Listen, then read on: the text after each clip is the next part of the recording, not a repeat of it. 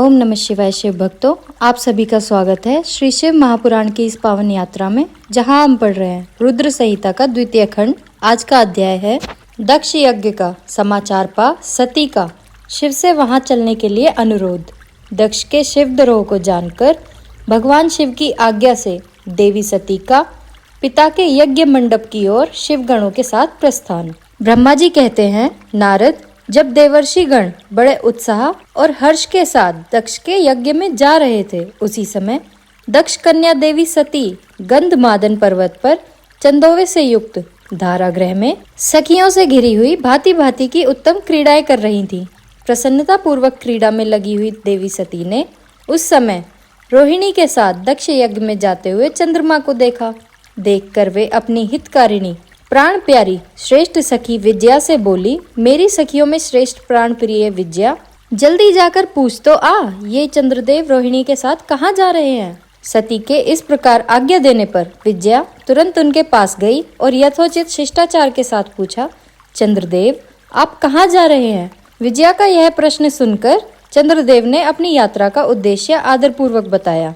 दक्ष के यहाँ होने वाले यज्ञ उत्सव आदि का वृतांत कहा। वह सब सुनकर विजया बड़ी उतावली के साथ देवी के पास आई और चंद्रमा ने जो कुछ कहा था वह सब उसने कह सुनाया। उसे सुनकर कालिका देवी सती को बड़ा विस्मय हुआ। अपने यहाँ सूचना मिलने का क्या कारण है, यह बहुत सोचने विचारने पर भी उनकी समझ में नहीं आया। तब उन्होंने पार्षदों से घिरे अपने स्वामी भगवान शिव के पास आकर पूछा, प्रभु, मैंने सुना है मेरे पिताजी के यहाँ कोई बड़ा यज्ञ हो रहा है, उसमें बहुत बड़ा उत्सव होगा, उसमें सब देवर्षि एकत्र हो रहे हैं। देव देवेश्वर, पिताजी के उस महान यज्ञ में चलने की आपकी रुचि क्यों नहीं हो रही है। इस विषय में जो बात हो वह सब बताइए। महादेव, सुहृदयों का धर्म है कि वे सुहृदों के साथ मिले जुले। यह मिलन उनके महान प्रेम को बढ़ाने वाला है। अतः प्रभु, मेरे स्वामी, आप मेरी प्रार्थना मानकर सर्वथा प्रयत्न करके मेरे साथ पिताजी की यज्ञशाला में आज ही चलिए। सती की यह बात सुनकर भगवान महेश्वर देव, जिनका हृदय दक्ष के वाग्वानों से घायल हो चुका था, मधुर वाणी में बोले, देवी, तुम्हारे पिता दक्ष मेरे विशेष द्रोही हो गए हैं। जो प्रमुख देवता और ऋषि अभिमानी, मूढ़ और ज्ञान शून्य हैं, वे ही सब तुम्हारे पिता के यज्ञ में गए हैं। जो लोग बिना बुलाए दूसरों के घर जाते हैं, वे वहां अनादर पाते हैं, जो मृत्यु से भी बढ़कर कष्टदायक है। अतः प्रिय, तुमको और मुझको तो विशेष रूप से दक्ष के यज्ञ में नहीं जाना चाहिए। यह मैंने सच्ची बात कही है। महात्मा महेश्वर के ऐसा कहने पर सती रोष पूर्वक बोली, शंभु, आप सबके ईश्वर हैं, जिनके जाने से यज्ञ सफल होता है। आपको मेरे दुष्ट पिता ने इस समय यज्ञ में आमंत्रित नहीं किया है।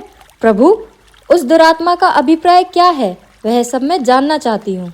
साथ ही वहां आए हुए संपूर्ण दुरात्मा देवर्षियों के मनोभाव का भी मैं पता लगाना चाहती हूँ। अतः मैं आज ही पिता के यज्ञ में जाना चाहती हूँ। नाथ महेश्वर, आप मुझे वहां जाने की आज्ञा दे दें। देवी सती के ऐसा कहने पर सर्वज्ञ, सर्वद्रष्टा, सृष्टिकर्ता एवं कल्याण स्वरूप साक्षात भगवान रुद्र ने उनसे इस प्रकार कहा, उत्तम व्रत का पालन करने वाली देवी, यदि इस प्रकार तुम्हारी रुचि वहां अवश्य जाने के लिए हो गई है, तो मेरी आज्ञा से तुम शीघ्र अपने पिता के यज्ञ में जाओ। यह नंदी वृषभ सुसज्जित है। तुम एक महारानी के अनुरूप राजोपचार साथ ले, इस पर सवार हो, बहुसंख्यक प्रमथ गणों के साथ यात्रा करो। प्रिय, इस विभूषित वृषभ पर आरूढ़ हो। रुद्र के इस प्रकार आदेश देने पर सुंदर आभूषणों से अलंकृत सती देवी सब साधनों से युक्त हो पिता के घर की ओर चली। परमात्मा शिव ने उन्हें सुंदर वस्त्र, आभूषण तथा परम उज्ज्वल छत्र, चामर आदि महाराजोचित उपचार दिए। भगवान शिव की आज्ञा से 60,000 रुद्रगण बड़ी प्रसन्नता और महान उत्साह के साथ कौतूहल पूर्वक सती के साथ गए।